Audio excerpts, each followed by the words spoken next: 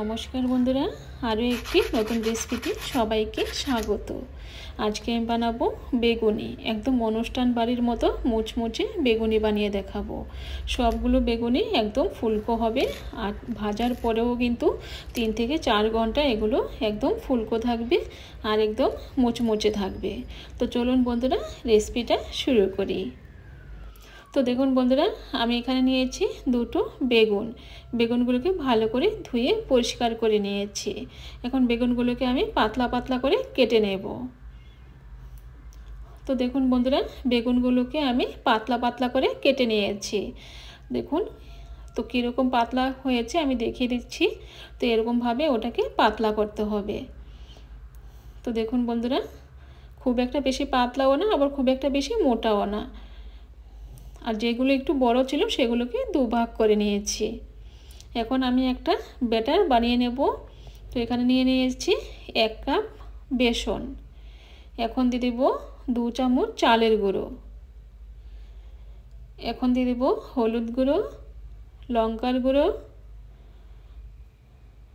এখন দিয়ে দিলাম স্বাদ মতো লবণ, আর দিয়ে দিলাম ছোটো চামচের 1 চামচ খাবার সোডা। এখন সবগুলো উপকরণ ভালো করে মিশিয়ে নেব।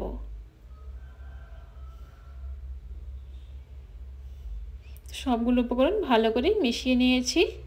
এখন দিয়ে দেব জল। অল্প অল্প করে জল দিয়ে স্মুথ একটা ব্যাটার বানিয়ে নেব। তো আরও অল্প জল দিয়ে দিলাম।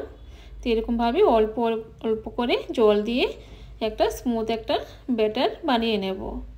তো একবারে কিন্তু বেশি জল দেব না, একবারে বেশি জল দিলে কিন্তু ওটা পাতলা হয়ে যাবে। তো দেখুন বন্ধুরা, এর থেকে আর কিন্তু আমি বেশি ঘনও করব না, আবার খুব একটা কিন্তু পাতলাও করব না। তো এরকমভাবে কিন্তু ওটাকে আমি 5 মিনিট ভালো করে ফেটিয়ে নেব।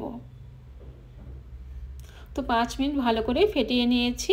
এখন একটা বেগুন দিয়ে দেব, বেগুনের পিস দিয়ে এরকমভাবে ওটাকে ভেজে নেব। এরকমভাবে একটু ওটাকে ধরে রাখতে হবে, তাহলে কিন্তু এক্সট্রা যে ব্যাটারটা আছে ওটা পড়ে যাবে। আর চুলায় বসিয়ে দিয়েছি একটা কড়াই, আর তেলটা কিন্তু গরম হয়ে গেছে। এখন আমি চুলার আঁচটাকে মিডিয়ামে রেখেছি। এখন একটা বেগুনি দিয়ে দিলাম, দিয়ে ওটাকে এরকমভাবে আরও একটি দিয়ে দিলাম। তো এরকমভাবে আমি এগুলোকে ভেজে নেব। তো প্রথমে দুটো করেই ভাজবো, বেশি দেব না একসাথে। তো যতটুকু জায়গা হবে সেই হিসাবেই কিন্তু এগুলো দেব। তো দেখুন বন্ধুরা, এখন এগুলোকে আমি উল্টিয়ে দেব। তো প্রথম কিন্তু দিলে এগুলো একটু খুব একটা ভালো ফুলতে চায় না, তারপরেরগুলো কিন্তু সুন্দরভাবে ফুলে উঠবে। তো এরকমভাবে একটু তেল ছড়িয়ে দেব, তাহলে ওটা ক্রিস্পি হবে আর একটু ফুলবে, খেতে কিন্তু খুবই সুস্বাদু হবে।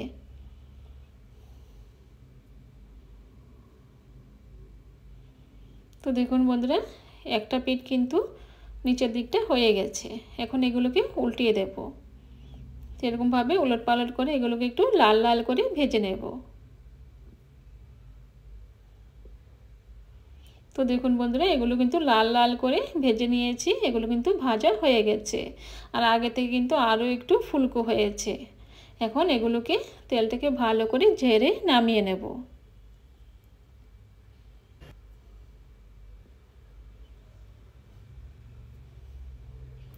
তো এগুলোকে নামিয়ে নিয়েছি। এখন আরও দুটো দিয়ে দেব। তো একটা দিয়ে দিলাম, এখন আরও একটি দিয়ে দেব।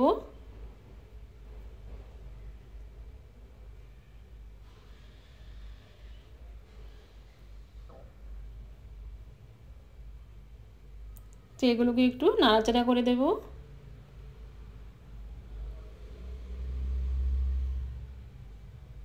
তো দেখুন বন্ধুরা, এগুলো কিন্তু সুন্দরভাবে ফুলে উঠেছে। তো এগুলো হয়ে গেছে, এখন নামিয়ে নেব। তো লাল লাল করে কিন্তু এগুলোকে ভেজে নিয়েছি, এখন নামিয়ে নেব।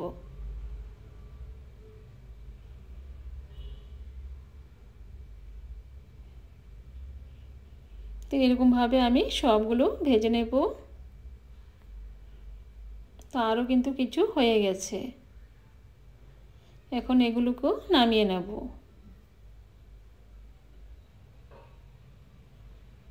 তো দেখুন বন্ধুরা কত সুন্দর হয়েছে, একদম লাল লাল করে ভেজে নিয়েছি, একদম ক্রিস্পি করে মুচমুচে করে।